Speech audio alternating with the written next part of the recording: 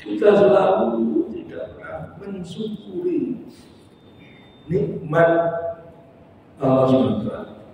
Kita selalu lupa bahwa betul-betul kita ini seorang hamba.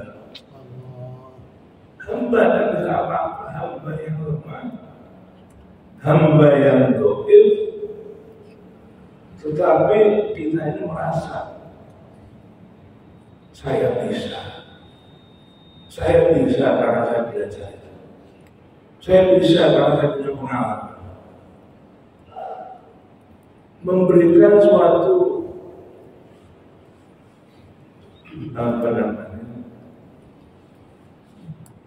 pernyataan bahwa saya bisa, lupa dengan Allah.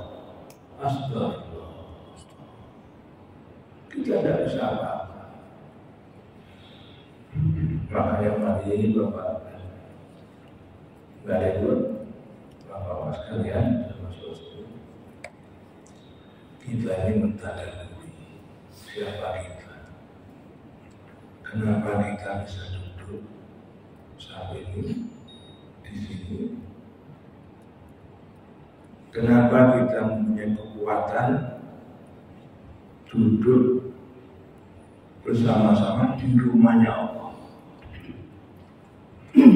di masjidnya Allah, sama-sama duduk untuk menghamba kepada Allah, sama-sama duduk saling berwatawasul,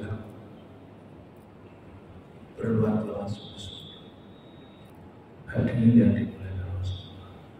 Kalau kita sadar, kemudian satu sama lain saling berwasiat yang hak, saling mengingatkan bahwa kita sebagai hamba yang lemah, bahwa kita nggak bisa apa-apa kecuali diapa-apakan oleh Allah. Seperti tadi yang saya bacakan di dalam surat yang pendek di dalam kitab kita Al-Quran Al-Karim, yakni surat Al-Asr. Suratnya pendek, sering kita baca, jarang kita mentadaburi, jarang kita mengamalkan, sampai kita terlena dengan hiruk-pikuknya dunia. Sampai kita ini lalai.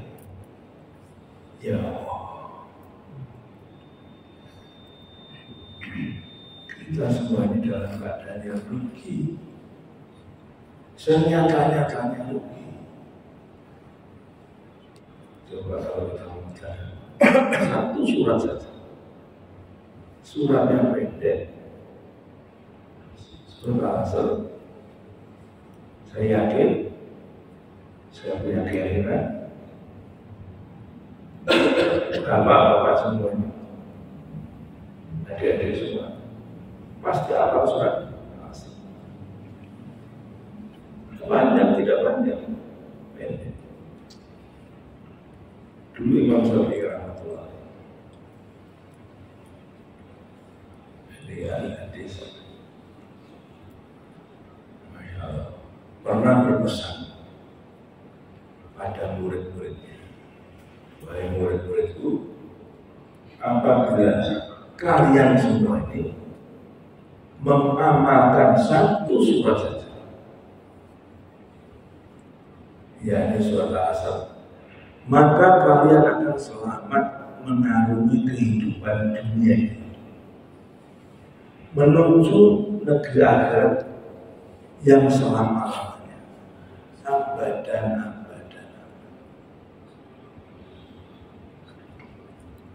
Bapak-bapak sama saudara-saudara, kita harus menyadari kita sudah lupa, kita selalu lupa.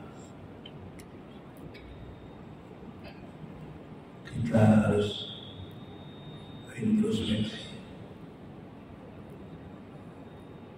Ada sifat sombong yang tidak pernah lepas dari diri kita. Kita memberikan suatu justifikasi. Apa-apa saya, apa-apa itu bidang saya. Oh, karena saya sudah pengalaman sekian tahun dan lain sebagainya. Sadarlah, kita ini dalam keadaan tertipu. Tertipu oleh siapa? Tertipu oleh musuh-musuh kita. Tertipu oleh musuh-musuh kita. Syaitan laknatullah alaihi. Iblis laknatullah alaihi. Hawa nafsu yang selalu mengikuti diri kita, apa saja selalu diikuti sampai halus, tidak merasa kita ditipu. Akhirnya memberikan suatu justifikasi, saya, oh ini saya, oh kalau nggak ada tolong perkara itu lewat ya. Selalu berani.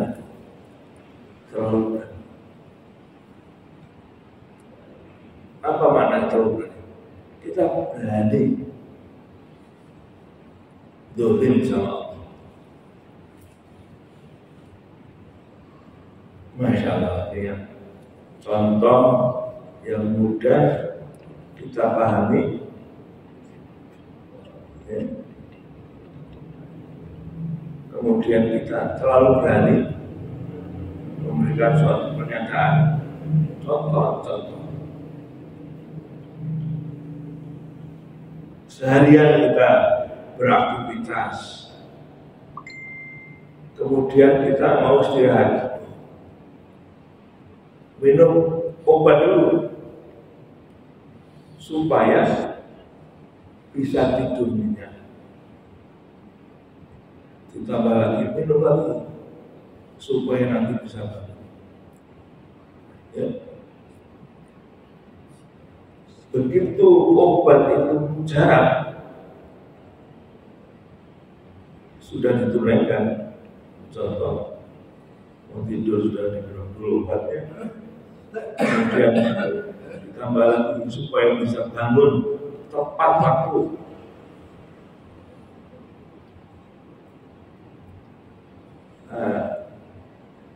Bangun persis seperti yang dia minta.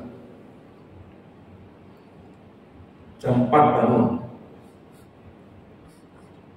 sekali diobati, 2 kali diobati, sampai kita lupa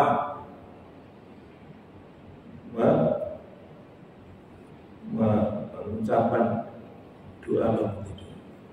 Alhamdulillahilladzi ahyana ba'da ma amatana wa ilaihil nusyur. Coba deh, kalau mau kita introspeksi, gara-gara obat kita lupa. Kalau hakikatnya kita dibangunkan oleh Allah, diberikan sehat oleh Allah, kemudian bulu matanya bisa berkedip, kemudian bisa disambungkan dengan otak kita. Masya Allah, alhamdulillah, akhirnya disadarkan, kemudian cepat-cepat dapat tandas, bersih-bersih, cepat-cepat kita ambil air, cepat-cepat kita sholat, menghambakan pada Allah. Jadi kalau hari-hari seperti itu, kita sering lupa. Kita dalam keadaan rugi senyata-nyatanya. Rugi senyatanya. Ya. Seperti tadi, Allah SWT berfirman di dalam surat Al-Asr. Kita dalam keadaan rugi senyata-nyatanya. Rugi. Masya Allah. Karena terpleset dengan kehebatan dunia. Memberikan ini obat ini cocok buat saya. Lupa pada Allah. Coba. Yang diagungkan ubas. Lupa kalau kita ini diciptakan oleh Allah. Lupa kalau kita ini diapa-apakan oleh Allah.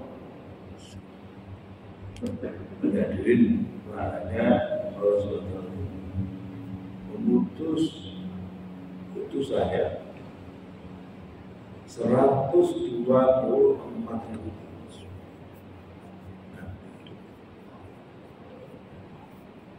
sampai yang terakhir memutus kepada Nabi Muhammad SAW untuk memberikan tauladan mengaruhi kehidupan di dunia ini agar kita semuanya selamat.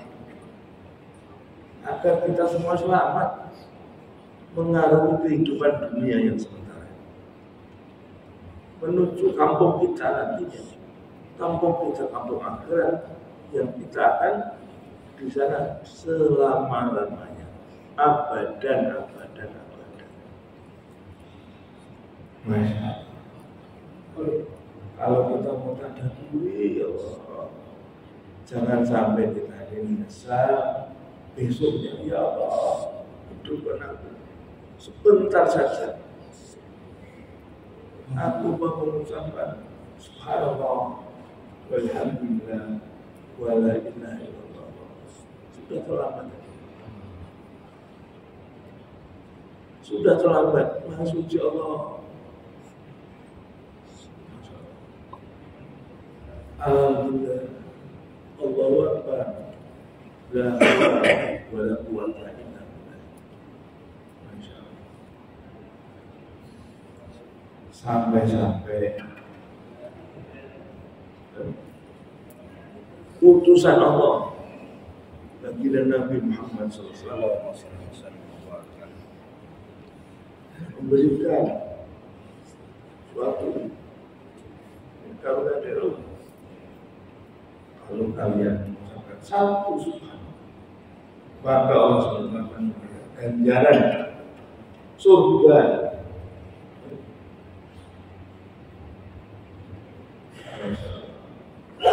Dibangunkan pohon di surga apabila dikelilingi dengan kuda tercepat sampai 100 tahun melingkari pohon tersebut tidak bisa nutup. Betapa besarnya satu subhanallah.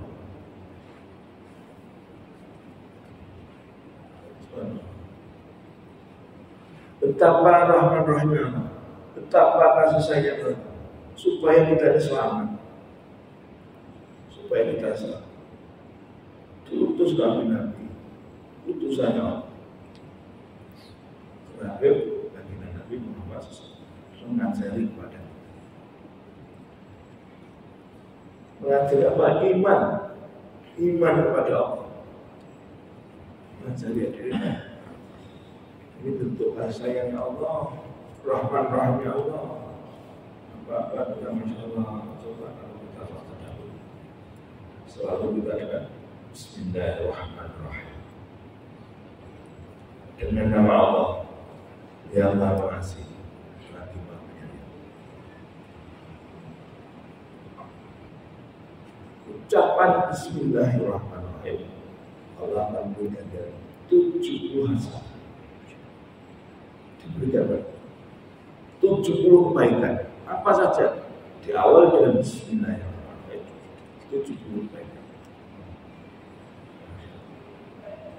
Saking sayangnya Allah SWT kepada hamba. Itu justru kebaikan. Tapi kita sering lupa mengucapkan musik. Karena hidup itu punya keadaan, aktivitas kita, gemerlap dunia menipu. Dunia menipu. Bukan kita tidak perlu dunia, kita masih di dunia, perlu dunia. Tapi kita harus bisa mengendalikan dunia. Kalau bisa ditamsilkan antara dunia dan akhirat, yang mudah kita cerna, kita pahami. Dunia ini seperti kaca, cermin, spion, baik itu motor maupun itu mobil. Spion ada berapa? Dua kan? Kanan, kiri. Kemudian ada, kalau mobil ada spion yang di tengah. Ya. Kemudian ada kaca besar supaya kita tidak terhempas angin dan sebagainya. Dunia ini kalau dianalogikan seperti spion yang di kanan. Kemudian negeri akhirat tujuan kita kaca yang besar. Coba kalau kita tidak bisa mengatur kapan kita melihat kanan atau kapan kita melihat kiri, seenak saja sesuai dengan keinginan kita, lihat kanan, kiri, depan, tubruk ya, akan celaka kalau kita tidak bisa mengatur tentang apa-apa yang sudah diberikan oleh Allah SWT. Coba kalau kita tidak bisa mengatur, akan terproses, sesat, akan melumat dalam keadaan gelap. Akhirnya, ya Allah, tertipu, mengarung. Harusnya kita paham. Oh, kita berkendara mau belok kanan, kita tengok dulu, sudah aman. Kemudian kita berikan suatu tanda dengan lampu supaya aman, kita belok, lalu belokkan. Dan dipandang spion kaca yang sudah, ya. Kemudian balik lagi menatap kaca yang besar. Itulah guys. Hari ini harus bisa mengatur kapan kita melihat kanan, kapan kita melihat kaca depan, kapan kita melihat kiri. Kita masih di dunia, kita butuh spion, cermin, kanan, kiri yang besar. Hadir yang dimuliakan Allah SWT. Marilah kita mengatur kehidupan supaya kita selamat dunia dan akhirat, menuju ke akhirat selamat. Yang pertama, untuk mengatur kehidupan dunia menuju tidak selamanya, yang paling penting dan harus utama, harus prioritas kita pegang teguh, yaitu perkara iman. Perkara iman. Maka apabila kita ada keimanan sempurna wujud dalam diri kita ini bisa dikatakan sukses. Kalau iman kita kepada Allah sempurna, maka Allah SWT akan menggerakkan apa saja yang dimiliki oleh Allah, apa saja yang diciptakan Allah. Ini untuk melayani kita, untuk melayani, semua digerakkan melayani kita. Maknanya melayani kita, apa saja yang kita butuhkan, langsung connect sama yang pemiliknya. Pemiliknya Allah, saya minta sama mengembang, mintanya sama Allah, bukan minta sama selain Allah. Ya Allah, berikan aku, berikan aku, berikan. Maka Allah udah. Selama kita betul-betul menghambakan kepada Allah, jangan menghamba kepada selain Allah. Ini adalah iman. Imannya sempurna, iman baik, maka pasti dan pasti ibadahnya baik. Ibadah kita baik. Selalu menggembirakan Allah, selalu menyenangkan Allah, pemilik rajanya. Semua diproyeksikan. Oh, ini kalau aku begini, berbuat seperti ini, kira-kira Allah marah tidak? Adalah dikru dikir yang fikih. Kalau marah suatu tahajud dan bersabar, ya Allah, sejak tadi pagi kemarin ketika Engkau ya Allah menolong aku bisa bangun, kemudian beraktivitas, ya Allah, ada perkara-perkara yang Engkau tidak hidup, ada perkara-perkara yang tidak mungkin berikan Engkau dan Rasul. Ya Allah, ampunkan aku. Kemudian istighfar. Astagfirullah.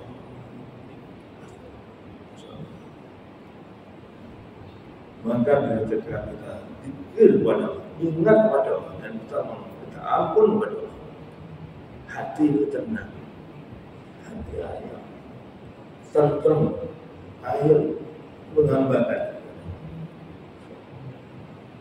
Itu suatu barometer, ukuran. Kalau kita ini alam lain, tak harus akan berpikir pada Allah, maka hati menjadi tenang. Ibadahnya baik, muamalah baik, hubungan, perniagaan pasti baik. Kenapa baik? Selalu percaya. Kalau aku berdagang, aku bermuamalah seperti ini, kira-kira Allah seperti itu. Selalu ukurannya Allah. Mengadu pada Allah, ya Allah, semua ini yang baik. Apakah kau senang atau marah? Hari-hari selalu kita kontrol. Apakah Allah ridho, Allah senang, atau Allah tidak senang? Jadi dia melakukan Allah. Kalau ukurannya terus Allah ada di dalam kita, di dalam hati kita,